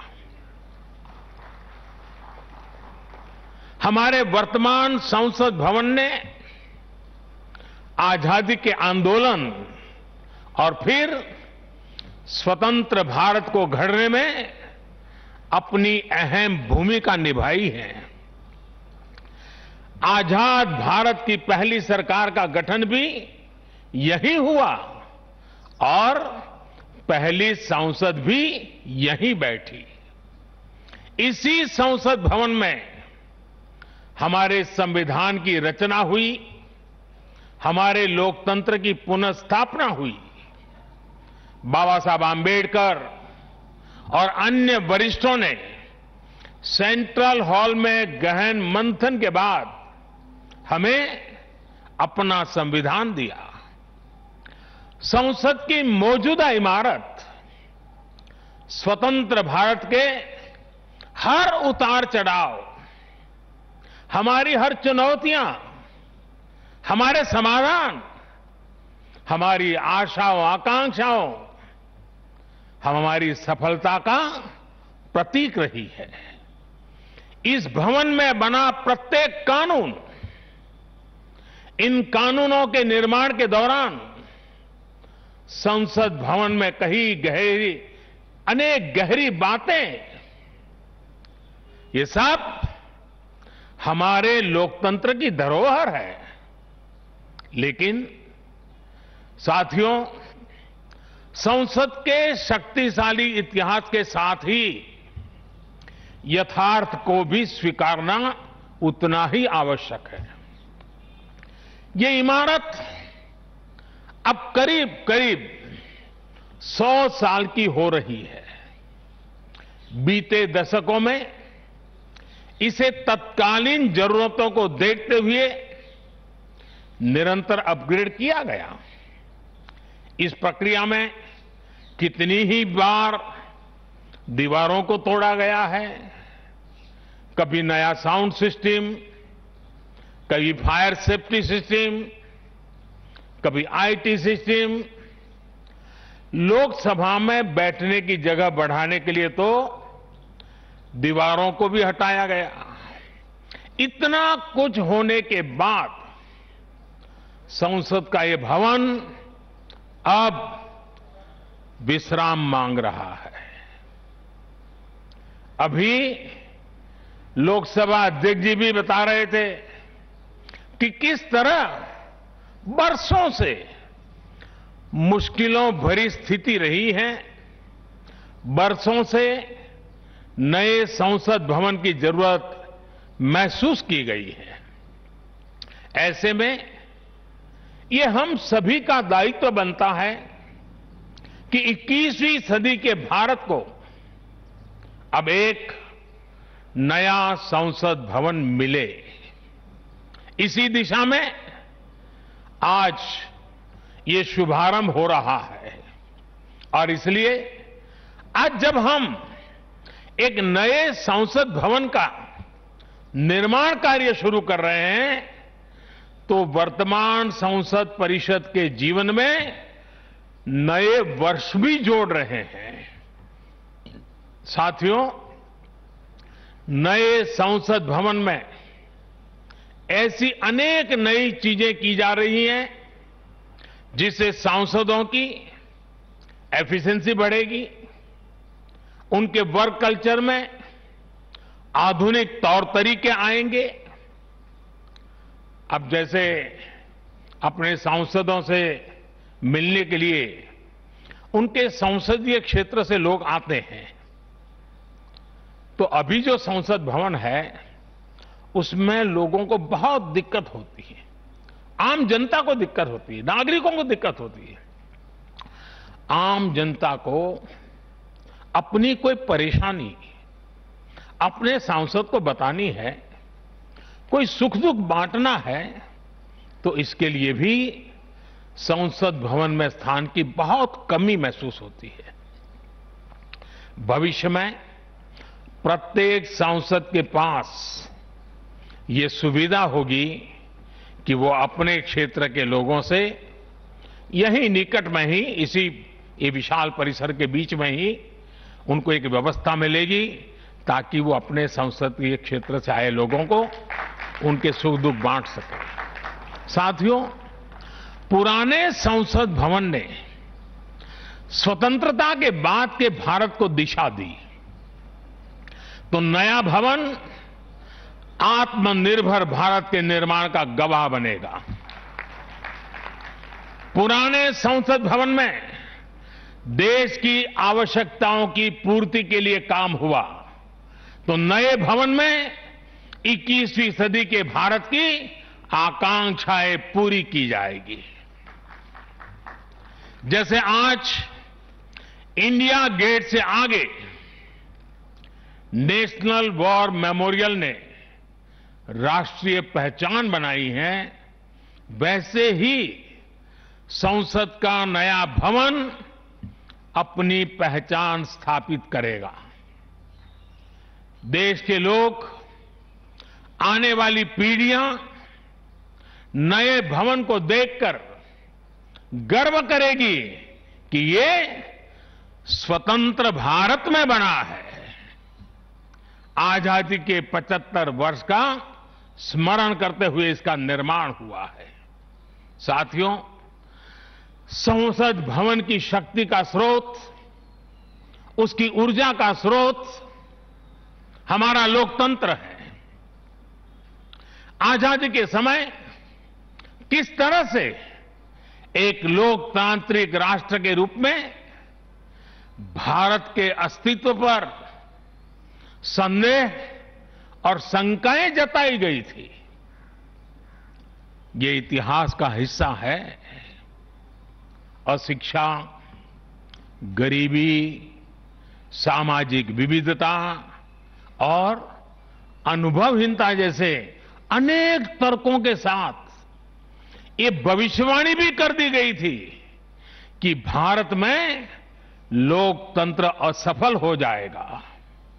आज हम गर्व से कह सकते हैं कि हमारे देश ने उन आशंकाओं को न सिर्फ गलत सिद्ध किया है, बल्कि 21वीं सदी की दुनिया भारत को अहम लोकतांत्रिक ताकत के रूप में आगे बढ़ते हुए देख भी रही है। साथियों, लोकतंत्र भारत में क्यों सफल हुआ, क्यों सफल है और क्यों कभी लोकतंत्र पर आंच नहीं आ सकती, ये बात हमारी हर पीढ़ी को जानना समझना बहुत आवश्यक है। हम देखते सुनते हैं, दुनिया में 13वीं शताब्दी में रचित मैग्ना कार्टा की बहुत चर्चा होती है।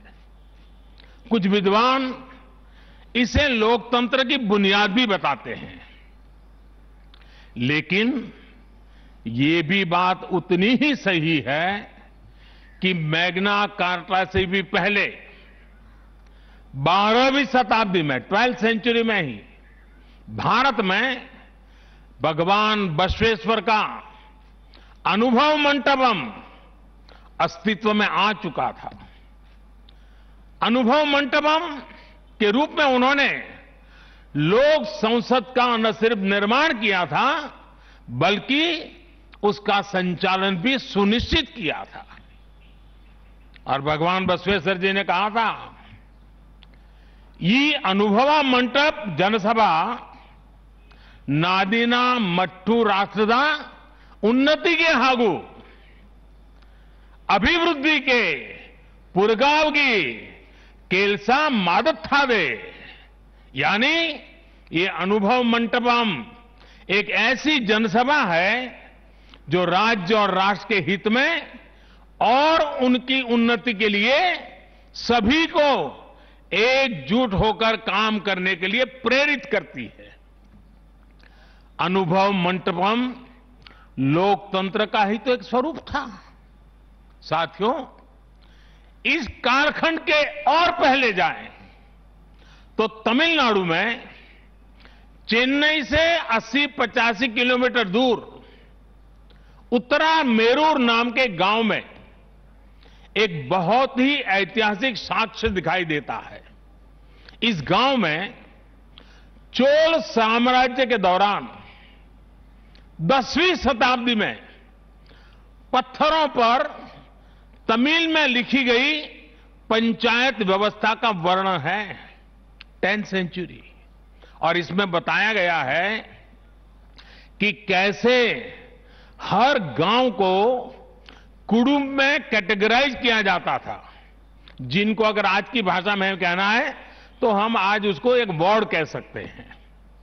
उन कुटुंबों से एक एक प्रतिनिधि महासभा में भेजा जाता था।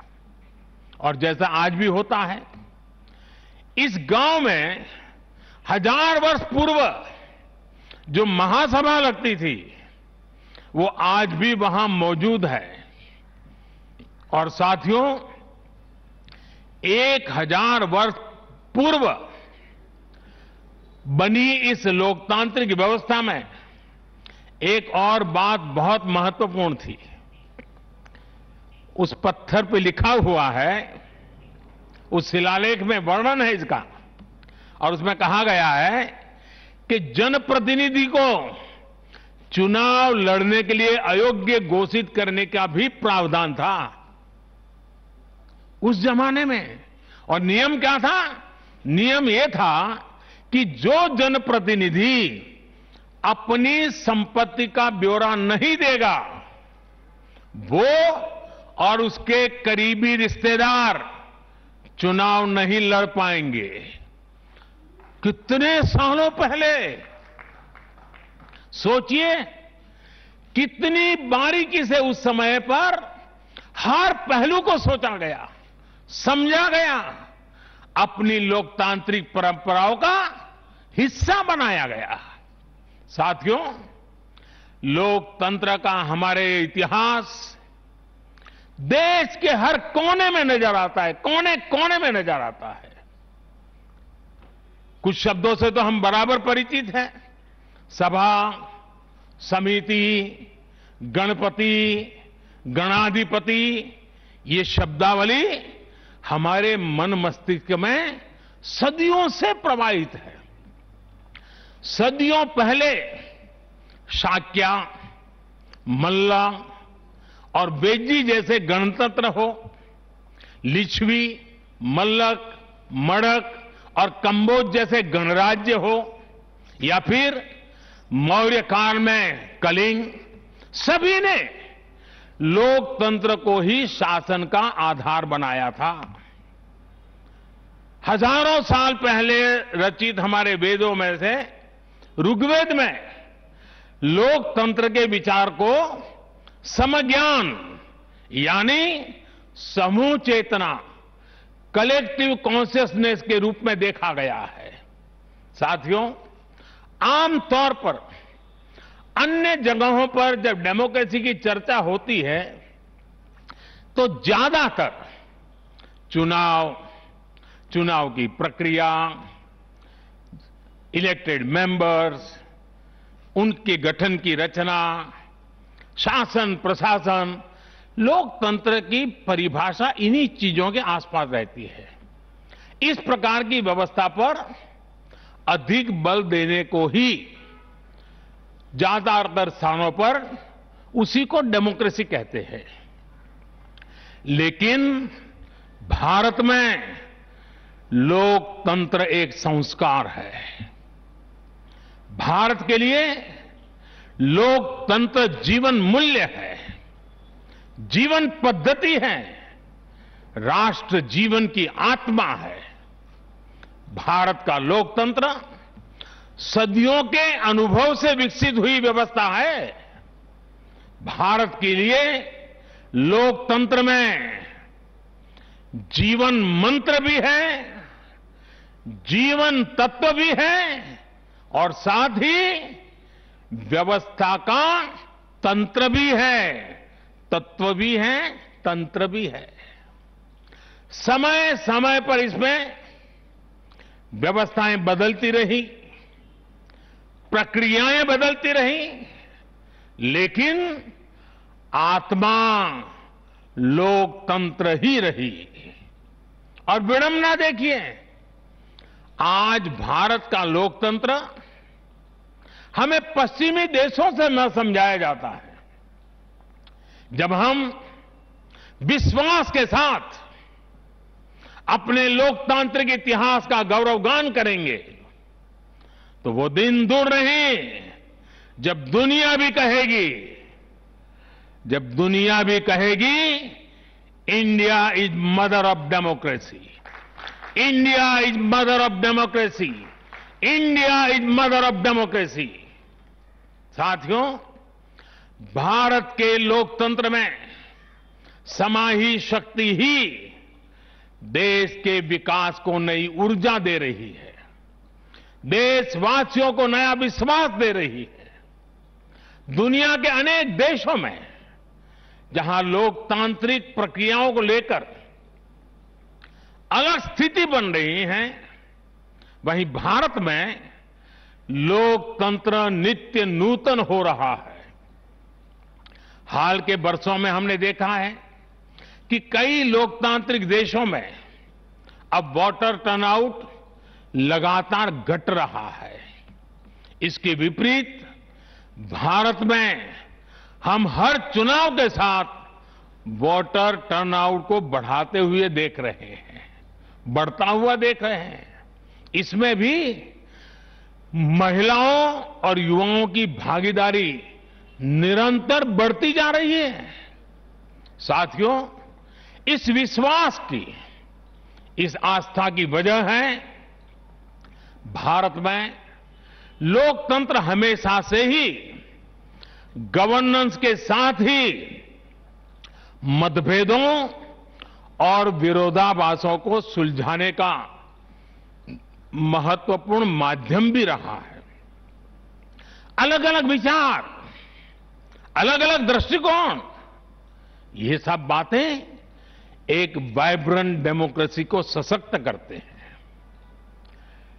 डिफरेंसेस के लिए हमेशा जगह हो, लेकिन डिस्कनेक्ट कभी ना हो, इसी लक्ष्य को लेकर हमारा लोकतंत्र आगे बढ़ा है। गुरु नानक देव जी ने, और बड़ी सटीक बात कही है, गुरु नानक देव जी ने भी कहा है, जब लग दुनिया रही है नानक, जब लग दुनिया रही है नानक, किछु सुनिए किछु कहिए। यानी जब तक संसार रहे तब तक संवाद चलते रहना चाहिए। कुछ कहना और कुछ सुनना, यही तो संवाद का प्राण है, यही लोकतंत्र की आत्मा है। पॉलिसीज में अंतर हो सकता है, पॉलिटिक्स में भिन्नता हो सकती है, लेकिन हम पब्लिक की सेवा के लिए हैं। इस अंतिम लक्ष्य में कोई मतभेद नहीं होना चाहिए। वाद संवाद संसद के भीतर हो या संसद के बाहर, राष्ट्र सेवा का संकल्प, राष्ट्रहित के प्रति समर्पण लगातार झलकना चाहिए। और इसलिए आज जब नए संसद भवन का निर्माण शुरू हो रहा है, तो हमें याद रखना है कि वो लोकतंत्र जो संसद भवन के अस्तित्व का आधार है, उसके प्रति आशावाद को जगाए रखना हम सभी का दायित्व है। हमें हमेशा याद रखना है कि संसद पहुंचा हर प्रतिनिधि जवाबदेह है। ये जवाबदेही जनता के प्रति भी है और संविधान के प्रति भी है। हमारा हर फैसला राष्ट्र प्रथम, नेशन फर्स्ट, इसकी भावना से ही होना चाहिए। हमारे हर फैसले में राष्ट्रहित सर्वोपरि रहना चाहिए। राष्ट्रीय संकल्पों की सिद्धि के लिए हम एक स्वर में, एक आवाज में खड़े हो, ये बहुत जरूरी है। साथियों, हमारे यहां जब मंदिर के भवन का निर्माण होता है, तो शुरू में उसका आधार सिर्फ ईंट पत्थर ही होता है। कारीगर, शिल्पकार सभी के परिश्रम से मंदिर के भवन का निर्माण पूरा होता है, लेकिन वो भवन एक मंदिर तब बनता है, उसमें पूर्णता तब आती है जब उसमें प्राण प्रतिष्ठा होती है। प्राण प्रतिष्ठा होने तक वो सिर्फ एक इमारत ही रहता है। साथियों, नया संसद भवन भी बनकर तो तैयार हो जाएगा, लेकिन वो तब तक एक इमारत ही रहेगा जब तक उसकी प्राण प्रतिष्ठा नहीं होगी। लेकिन ये प्राण प्रतिष्ठा किसी एक मूर्ति की नहीं होगी। लोकतंत्र के इस मंदिर में इसका कोई विधान भी नहीं है, विधि विधान भी नहीं है। इस मंदिर की प्राण प्रतिष्ठा करेंगे इसमें चुनकर आने वाले जनप्रतिनिधि, उनका समर्पण, उनका सेवा भाव इस मंदिर की प्राण प्रतिष्ठा करेगा। उनका आचार, विचार, व्यवहार इस लोकतंत्र के मंदिर की प्राण प्रतिष्ठा करेगा। भारत की एकता, अखंडता को लेकर किए गए उनके प्रयास इस मंदिर की प्राण प्रतिष्ठा की ऊर्जा बनेंगे। जब एक एक जनप्रतिनिधि अपना ज्ञान, अपना कौशल्य, अपनी बुद्धि, अपनी शिक्षा, अपना अनुभव पूर्ण रूप से यहां निचोड़ देगा, राष्ट्रहित में निचोड़ देगा, उसी का अभिषेक करेगा, तब इस नए संसद भवन की प्राण प्रतिष्ठा होगी। यहां राज्यसभा काउंसिल ऑफ स्टेट्स है, एक ऐसी व्यवस्था है जो भारत के फेडरल स्ट्रक्चर को बल देती है। राष्ट्र के विकास के लिए राज्य का विकास, राष्ट्र के विकास के लिए राज्य का विकास, राष्ट्र की मजबूती के लिए राज्य की मजबूती, राष्ट्र के कल्याण के लिए राज्य का कल्याण, इस मूलभूत सिद्धांत के साथ काम करने का हमें प्रण लेना है। पीढ़ी दर पीढ़ी आने वाले कल में जो जनप्रतिनिधि यहां आएंगे, उनके शपथ लेने के साथ ही प्राण प्रतिष्ठा के इस महायज्ञ में उनका योगदान शुरू हो जाएगा। इसका लाभ देश के कोटि कोटि जनों को होगा। संसद की नई इमारत एक ऐसी तपोस्थली बनेगी जो देशवासियों के जीवन में खुशहाली लाने के लिए काम करेगी, जन कल्याण का काम करेगी। साथियों, 21वीं सदी भारत की सदी हो, यह हमारे देश के महापुरुषों और महान नारियों का सपना रहा है। लंबे समय से इसकी चर्चा हम सुनते आ रहे हैं। 21वीं सदी भारत की सदी तब बनेगी जब भारत का एक एक नागरिक अपने भारत को सर्वश्रेष्ठ बनाने के लिए अपना योगदान देगा। बदलते हुए विश्व में भारत के लिए अवसर बढ़ रहे हैं। कभी कभी तो लगता है जैसे अवसर की बाढ़ आ रही है। इस अवसर का हमें किसी भी हालत में, किसी भी सूरत में इन अवसरों को हमें हाथ से निकलने नहीं देना है। पिछली शताब्दी के अनुभवों ने हमें बहुत कुछ सिखाया है। उन अनुभवों से सीखे और उन अनुभवों की सीख हमें बार बार याद दिला रही है कि अब समय नहीं गंवाना है, समय को साधना है। साथियों, एक बहुत पुरानी और महत्वपूर्ण बात मैं आज जिक्र करना चाहता हूं। वर्ष 1897 में स्वामी विवेकानंद जी ने देश की जनता के सामने 1897 में कहा था कि अगले 50 सालों के लिए उन्होंने एक आह्वान किया था और स्वामी जी ने कहा था कि आने वाले 50 सालों तक भारत माता की आराधना ही सर्वोपरि हो। देशवासियों के लिए उनका यही एक काम, भारत माता की आराधना।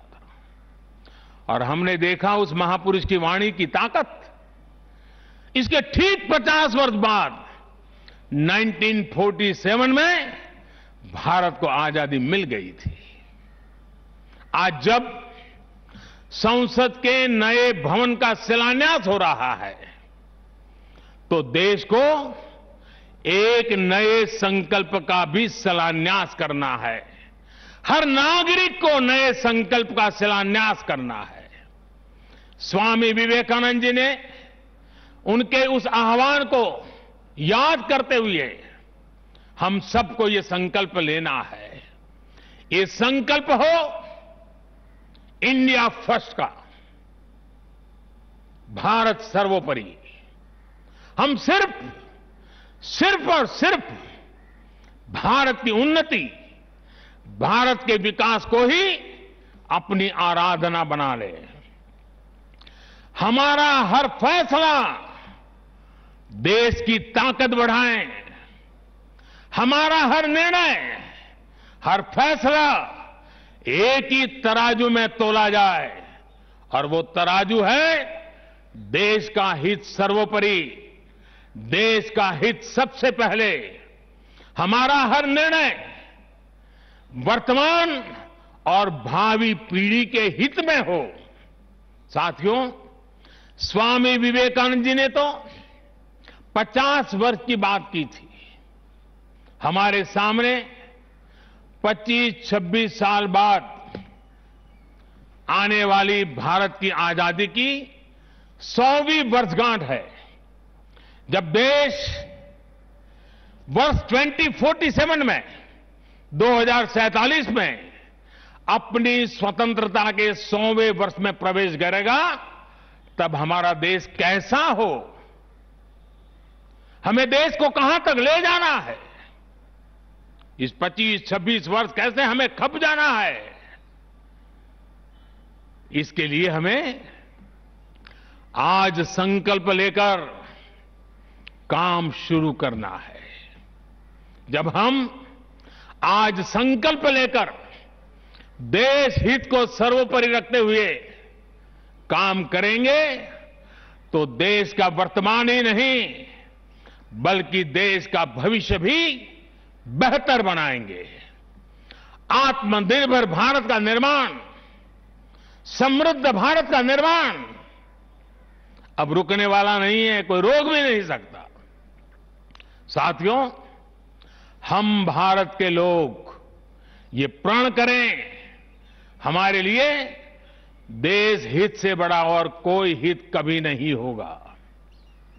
हम भारत के लोग ये प्रण करें, हमारे लिए देश की चिंता अपनी खुद की चिंता से बढ़कर होगी। हम भारत के लोग ये प्रण करें, हमारे लिए देश की एकता अखंडता से बढ़कर कुछ नहीं होगा। हम भारत के लोग ये प्रण करें, हमारे लिए देश के संविधान की मान मर्यादा और उसकी अपेक्षाओं की पूर्ति जीवन का सबसे बड़ा ध्येय होगी। हमें गुरुदेव रविन्द्रनाथ टैगोर की ये भावना हमेशा याद रखनी है।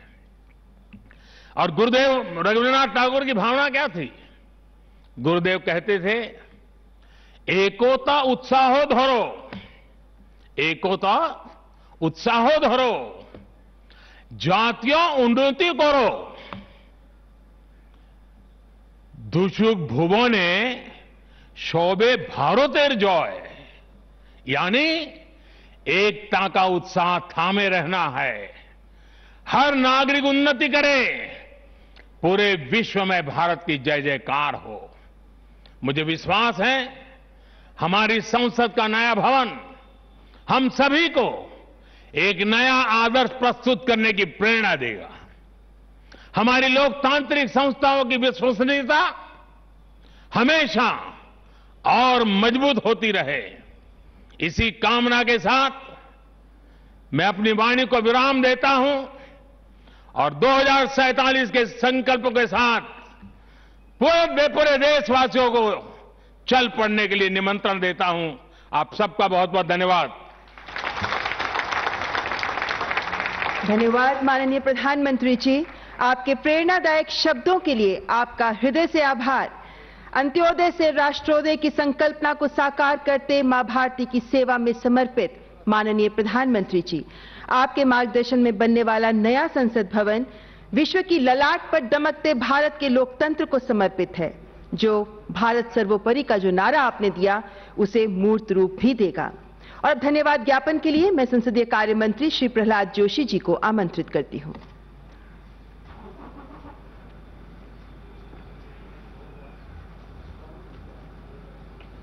सभी का नमस्कार।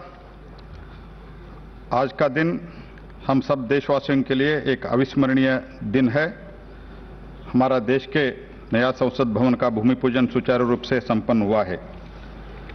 देश के उन्नति व देशवासियों का कल्याण के लिए सदैव काम करने वाले हमारे यशस्वी प्रधानमंत्री श्री नरेंद्र मोदी जी की अगुवाई में इस नया भवन का निर्माण के लिए संसद के द्वारा निर्णय लिया गया था।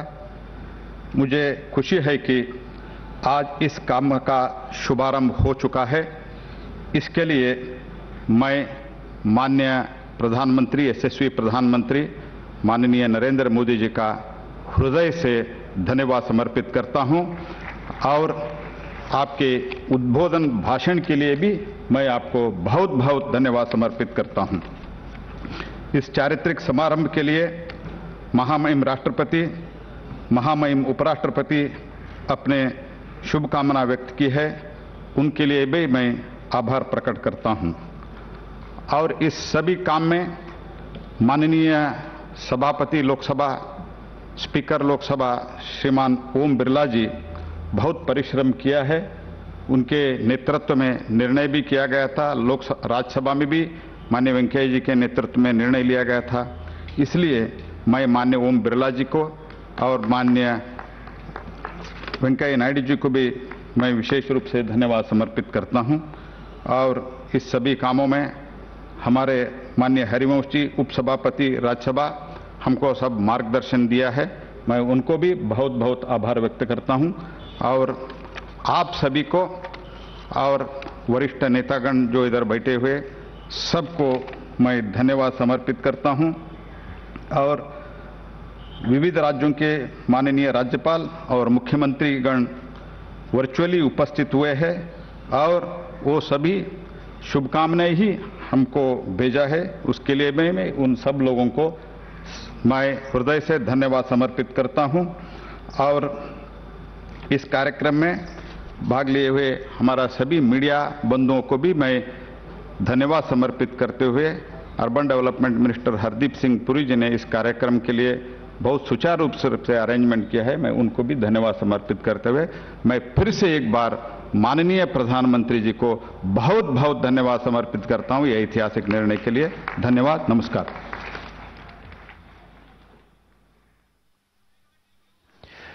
भारत के नए संसद भवन का शिलान्यास प्रधानमंत्री जी के कर कमलों द्वारा किया गया।